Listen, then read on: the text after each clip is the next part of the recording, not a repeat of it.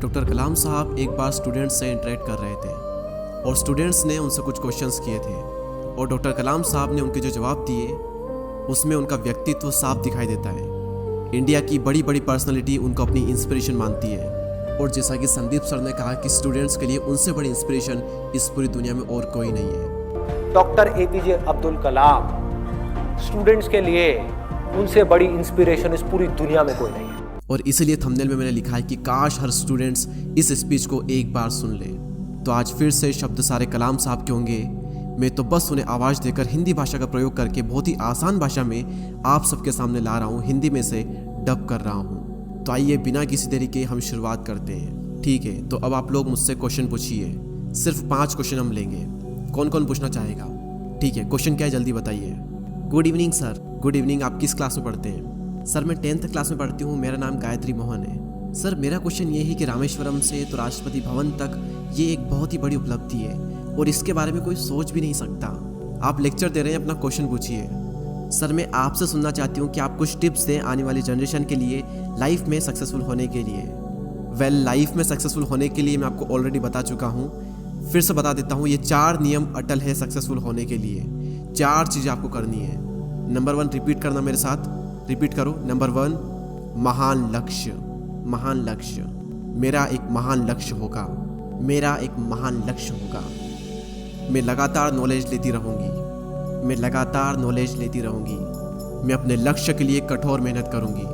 मैं अपने लक्ष्य के लिए कठोर मेहनत करूँगी। नंबर 4 मैं दृढ़ रहूँगी। नंबर 4 मैं दृढ़ रहूँगी। बस यही मंत्र है। हाँ पूछो पूछो। सर मेरी इंग्लिश थोड़ी सी ख़राब है, मलयालम मीडियम से पढ़ता हूँ। मलयालम में बोलो, कोई बात नहीं। सर इंडिया की एक बड़ी ताकत और एक बड़ी कमज़ोरी क्या है? इंडिया की बड़ी ताकत और बड़ी कमज़ोरी क्या है? क्या बात है, फैंटास्टिक बॉय। किस क्लास में पढ़ते हो? सर 7th क्लास में। ओके, अब सवाल पर आते हैं। बड़ी ताकत क्या है इंडिया की? इंडिया की सबसे बड़ी ताकत हो तुम, जहाँ पर 60 करोड़ युवा रहते हैं। यह है हिंदुस्तान की सबसे बड़ी ताकत। अब मैं जो बोलूँगा मेरे साथ रिपीट करना। युवाओं का प्रज्वलित मन। युवाओं का प्रज्वलित मन। धरती के ऊपर, धरती के ऊपर, धरती के नीचे, धरती के नीचे और धरती पर, और धरती पर सबसे शक्तिशाली चीज़ है। सबसे शक्तिशाली चीज़ है। तो भारत का युवा और युवाओं का प्रज्वलित मन हिंदुस्तान की सबसे बड़ी ताकत है। और तुमने पूछा कि इंडिया की सबसे बड़ी कमज़ोरी क्या है। ठीक है, कमज़ोरी भारत बिना मिशन के एक कमज़ोरी है। एक देश मर जाता है अगर उसमें मिशन नहीं है तो, कोई उद्देश्य नहीं है तो। और सेम चीज़ लाइफ के साथ में भी है। बिना मिशन के जीवन मर जाता है, उसी तरीके से बिना मिशन के एक देश भी मर जाता है। तो हर राष्ट्र का और हर एक इंसान का अपना एक मिशन ज़रूर होना चाहिए। ठीक है, अगला क्वेश्चन। सर मेरा क्वेश्चन ये है कि एक साइंटिस्ट और एक भारत के राष्ट्रपति के रूप में आपकी सभी महान उपलब्धियों में से आप किस उपलब्धि को सबसे मूल्यवान मानते हैं? देखिए, मैं पर्सनली बिलीव करता हूँ कि मैं एक टीचर हूँ और जब मेरे एक स्टूडेंट ने PhD की थी तो वो मेरे लिए एक बहुत ही शानदार अचीवमेंट था, मैं ये मानता हूँ। ठीक है, अगला क्वेश्चन पूछिए। अरे क्या बात है, आपका नाम क्या है? सर विष्णु दिनागत। कौन सी क्लास में पढ़ते हो? सर 5th क्लास में। आपका ड्रीम क्या है? सर मेरा सपना है कि मैं एक IAS ऑफिसर बनूं। क्या बात है, आप बहुत ही स्मार्ट लड़के। मुझे बताइए आप एक IAS ऑफिसर क्यों बनना चाहते हैं? कोई बात नहीं, कोई बात नहीं, मेरे साथ रिपीट करो। एक IAS ऑफिसर के रूप में, एक IAS ऑफिसर के रूप में मैं करप्शन को रिमूव करूँगा। ठीक है, अब क्वेश्चन पूछिए। सर मेरा क्वेश्चन ये है कि क्या आप लव, कंपैशन और ग्रेटिट्यूड यानी कि प्रेम, करुणा और कृतज्ञता के बारे में कुछ कह सकते हैं?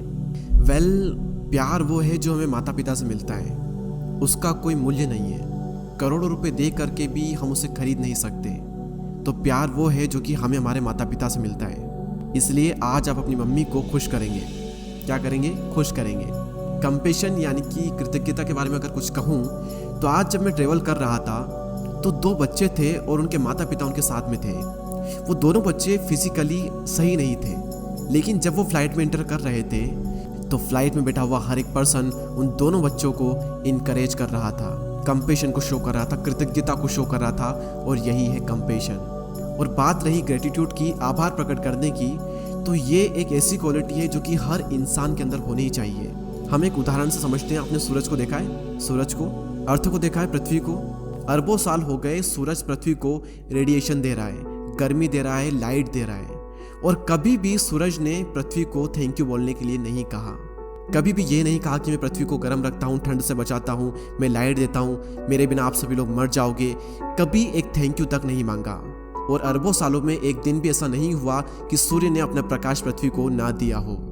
तो पृथ्वी को और हमें इसके लिए आभार प्रकट करना चाहिए, ग्रेटिट्यूड शो करना चाहिए। 5 अरब सालों से सूर्य ने लगातार हमें प्रकाश दिया है, तो ये है ग्रेटिट्यूड। तुम बहुत ही छोटे हो लेकिन क्वेश्चन बहुत ही अच्छे करते हो। गुड इवनिंग सर, आप किस क्लास में पढ़ते हैं? सर मैं 10th क्लास में पढ़ती हूँ। नेक्स्ट ईयर आप कौन सा सब्जेक्ट लेने वाले हैं? सर मैं बायोमैथ्स लेने वाली हूँ। उद्देश्य क्या है ये लेने का? सर मेरे माइंड में अभी आइडिया है कि मुझे इंजीनियर बनना है, एंड साइड बाय साइड मैं डॉक्टर को भी देख रही हूँ, लेकिन ज़्यादा मेरे माइंड में अभी इंजीनियरिंग है। ओके, अब मैं आपके साथ में एक बहुत ही अच्छा एक्सपीरियंस शेयर करता हूँ। जब मैं दिल्ली से तिरुवनंतपुरम ट्रेवल कर रहा था और लगभग 4 घंटे 45 मिनट हम फ्लाइट के अंदर थे, और मेरे पास में बॉम्बे का एक बहुत ही अच्छा बिजनेसमैन बैठा था, और उन्होंने मुझसे पूछा कि डॉक्टर कलाम आप कहाँ पर जा रहे हैं? तो मैंने उनसे कहा कि मैं चिल्ड्रंस को एड्रेस करने जा रहा हूँ। तो उन्होंने मुझसे कहा कि आप बच्चों से एक चीज़ ज़रूर कहना कि हमेशा अपने आप से क्वेश्चन ज़रूर करें कि मेरा पैशन क्या है।